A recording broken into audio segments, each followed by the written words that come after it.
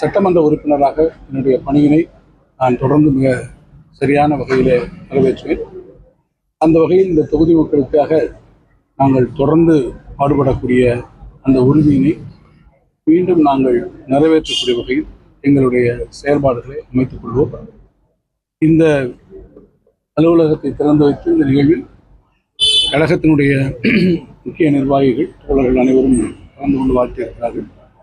அவர்களிடத்திலும் தெரிவித்து ஆங்காங்கே இருக்கக்கூடிய பகுதிகளில் இருக்கக்கூடிய மக்கள் பிரச்சனைகளை கவனத்திலே கொண்டு அவற்றை உள்ளூர் அளவிலும் மாவட்ட அளவிலும் தேவைப்பட்டால் மாநில அரசாங்க அளவிலும் உரிய அதிகாரிகளிடத்திலும் சட்டப்பேரவையிலும் எடுத்து வைக்கக்கூடிய இந்த பணியிலும் எனக்கு துணை நின்று அவர்களும் இந்த பணிகளை தங்களை ஈடுபடுத்திக் கொள்ள வேண்டும் என்று கேட்டுக்கொண்டிருக்கிறேன்.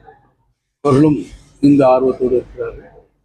எனவே இந்த தொகுதியை பொறுத்தமட்டில் கடந்த 5 ஆண்டு காலத்திலே நம்முடைய மாண்புமிகு முதலமைச்சர் அவர்களாக நம்முடைய தளபதி அவர்கள் எண்ணற்ற திட்டங்களை இந்த தொகுதிக்கு அவர்கள் நிறைவேற்றி தந்திருக்கிறார்கள். குடிநீர் வசதிகள், கல்லூரிகள், பள்ளிகள், மருத்துவமனைகள், சாலைகள், பாலங்கள், துணை மின் நிலையங்கள் என்று இந்த சாதனைகளுடைய பட்டியல், குறிப்பாக பல்வேறு நீர்ப்பாசன திட்டங்கள், இவையெல்லாம் ஒரு சேர இந்த தொகுதியினுடைய வளர்ச்சிக்காக நம்முடைய மாண்புமிகு முதல்வராக இருந்த அண்ணன் தளபதி அவர்கள் எழுதி தந்தார்கள். அந்த திட்டங்களும் செவனே நடைபெற்று அதனுடைய பயனும் மக்களுக்கு கிடைக்கக்கூடிய வகையிலே இருக்க வேண்டும்.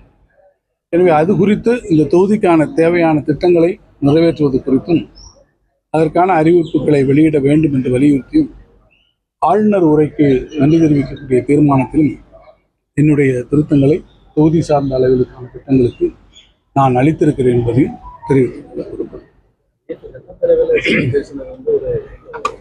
சட்டமன்றமே ஒரு திரையரங்கம் போற மாறிடுச்சு அப்படிங்கிறது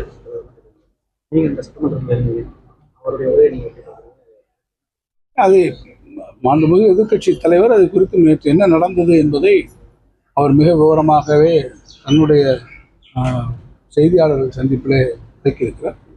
எனவே நாங்களும் அந்த அவையிலே இடம்பெற்றிருந்தோம். மாண்புமிகு எதிர்க்கட்சி தலைவர் அவர்கள் என்ன சொன்னார்களோ அதை முற்றிலும் அப்படியே வெளிமொழியக்கூடிய வகையில் நான் இருக்கிறேன். காரணம், நாங்கள் அனைவருமே அந்த சட்டமன்றத்தில் இருந்து நடைபெற்றுக் கொண்டிருப்பதை நான் பார்த்தேன். எனவே எதிர்க்கட்சி தலைவர்கள் அவர்கள் குறிப்பிட்டதை தவிர கூடுதலாக சொல்வது எதுவும் இல்லை.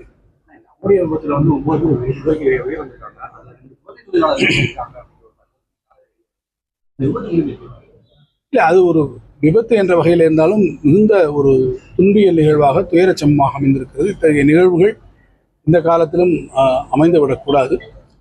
லா என்ஃபோர்சிங் ஏஜென்சிஸ் என்று சொல்லக்கூடிய சட்டத்தினுடைய அமலாக்கங்களை சிறப்பாக செய்யக்கூடிய துறைகள், குறிப்பாக நீங்கள் குறிப்பிட்டிருக்கக்கூடிய செய்தி அது உண்மையாக இருக்கக்கூடிய பட்சத்தில் தொழிலாளர் நலத்துறை அது குறித்த உரிய நடவடிக்கைகளை மிக கடுமையாக எடுக்க வேண்டும் என்பதுதான் என்னுடைய கோரிக்கை. சென்னைக்கு இந்த பரந்தூர் விமான நிலையம் அமைக்கணுன்றது நம்மளுடைய முக்கியமான இந்த அரசு அதுக்கான எந்த விதமான இந்த அரசை பொறுத்தமட்டில் அவர்கள் தங்களுடைய நிலைப்பாட்டை பரந்தூர் விமான நிலையம் தேவையில்லை என்பதுதான் இந்த அரசினுடைய நிலைப்பாடு என்பதை அந்த அரசிலே அமைச்சராகக்கூடிய ஒருவரே அதை தெரிவித்திருக்கிறார். தமிழ்நாட்டினுடைய ஒட்டுமொத்த வளர்ச்சிக்கும் அது தேவையான ஒரு திட்டம் என்கின்ற காரணத்தினால்தான் கழகாட்சியிலே அந்த திட்டம் கொண்டு வரப்பட்டிருக்கிறது. 2030ஆம் ஆண்டுக்குள் $1 டிரில்லியன் அமெரிக்க பொருளாதாரத்தை எட்ட வேண்டும் என்றால் நாட்டிற்கான இத்தகைய வளர்ச்சி திட்டங்கள் அத்தியாவசியமானவை என்று உணர்ந்துதான் அப்போது அந்த திட்டம் கொண்டு வரப்பட்டிருக்கிறது.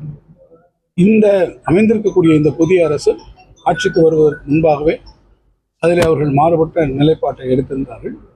அவர்களை பொறுத்தமட்டில் அந்த நிலைப்பாடுதான் தொடரும் என்றும் அவர்கள் தெரிவித்திருக்கிறார்கள். அது குறித்து அவர்களுடைய நிலைப்பாட்டில் அவர்கள் உறுதியாக இருக்கிறார்களா அல்லவா என்பதை போக போக நாம் பண்ணுவோம்.